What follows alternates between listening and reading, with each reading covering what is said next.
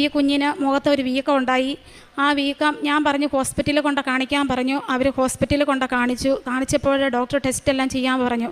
അങ്ങനെ ടെസ്റ്റ് ചെയ്തപ്പോൾ കിഡ്നിക്ക് വീക്കം ഉണ്ടെന്ന് പറഞ്ഞു. അങ്ങനെ ആൽബുമിൻ്റെ അളവ് 4+ ആയിട്ട് കാണിക്കും. പിന്നെ പ്രോട്ടീൻ്റെ അളവെല്ലാം കൂടുതലായിരുന്നു. അങ്ങനെ കുറേ പ്രശ്നങ്ങളൊക്കെ ആയി. കുഞ്ഞാണെ വഴക്കും അങ്ങനെയൊക്കെ ആയിരുന്നു. അത് കഴിഞ്ഞിട്ട് അവർ ESIയിലായിരുന്നു. അതെല്ലാം കഴിഞ്ഞപ്പോൾ ഞാൻ പറഞ്ഞു പ്രാർത്ഥിക്കാൻ വിദ്യയെ ഒരു കുഴപ്പവും ഉണ്ടാകുകയില്ല, ഞാൻ എന്നും വിളിക്കും. എന്നിട്ട് ഞാൻ എന്നും ഡെയിലി ബ്രെഡ് കൂടുന്നതാണ്. അന്ന് ഞാൻ പ്രാർത്ഥിച്ച മാതാവേ, അച്ഛന് ഇന്ന് ബ്ലഡ് ടെസ്റ്റ് ചെയ്യുന്നവരുടെയും കാര്യം, അങ്ങനെ ബ്ലഡ് ടെസ്റ്റ് ചെയ്യുന്ന സംബന്ധമായ കാര്യങ്ങൾ പ്രാർത്ഥനയിൽ പറയാൻ സാധിക്കണമെന്ന് ഞാൻ പ്രാർത്ഥിച്ചു. അന്ന് അച്ഛൻ ഡെയിലി ബ്രെഡ് അങ്ങനെയാണ് പറഞ്ഞത്. ഇന്ന് ബ്ലഡ് ടെസ്റ്റ് ചെയ്യാൻ പോകുന്നവരുടെ എല്ലാ കാര്യങ്ങളും അസുഖങ്ങളെല്ലാം മാറ്റി കൊടുക്കാനും ടെസ്റ്റിലുള്ള മാറ്റങ്ങളൊക്കെ കൊടുക്കണമെന്ന് പറഞ്ഞത്. അപ്പം ഞാൻ എൻ്റെ അടിവയറ്റിൽ തൈലമെടുത്ത് കുരിശ് വരച്ച് പ്രാർത്ഥിച്ചിട്ട് ഈ കുഞ്ഞിനെ സമർപ്പിച്ച് പ്രാർത്ഥിച്ചു.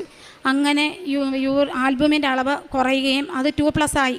അത് കഴിഞ്ഞിട്ട് ഇപ്പോൾ ഈ കുഞ്ഞിന് ആശുപത്രിയിൽ നിന്ന് പോകുന്നു. പിന്നെ ഇപ്പോൾ ഡിസ്ചാർജായി. ഇപ്പോൾ നോക്കുമ്പോഴെല്ലാം നില്ലാണ്. ഇതുവരെ ഒരു കുഴപ്പമില്ല. കുഞ്ഞിൻ്റെ എല്ലാ രോഗവും മാറി. അതിന് അമ്മ മാതാവിന് 1000 നന്ദി പറയുന്നു. ഈശോയോടും മാതാവിനോടും എനിക്ക് എത്ര പറഞ്ഞാലും മതിയാവാത്ത അത്രയും നന്ദി ഞാൻ പറയുകയാണ്. എൻ്റെ കുഞ്ഞിനെ എത്രയും പെട്ടെന്ന് സുഖപ്പെടുത്തിയതിൽ.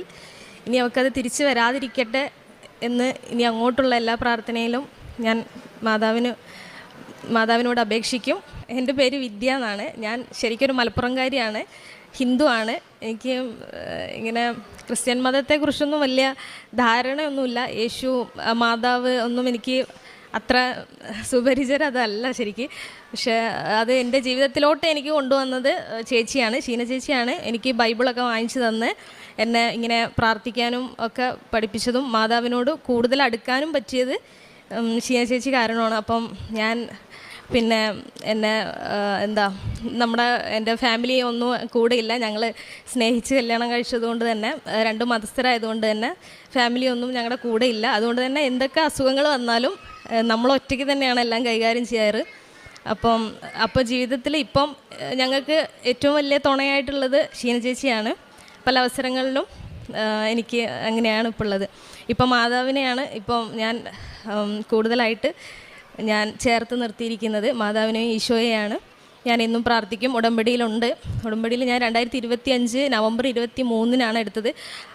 ഉടമ്പടി എടുത്ത് 10ാമത്തെ ദിവസമാണ് മോൾക്ക് ഈ അസുഖം ഉണ്ടെന്ന് അറിയുന്നത്. അത് സ്റ്റാർട്ടിങ്ങിൽ തന്നെ അമ്മ മാതാവ് അത് കാണിച്ചു തന്നത് വളരെ വലിയൊരു കാര്യമായിട്ട് കാണുന്നു.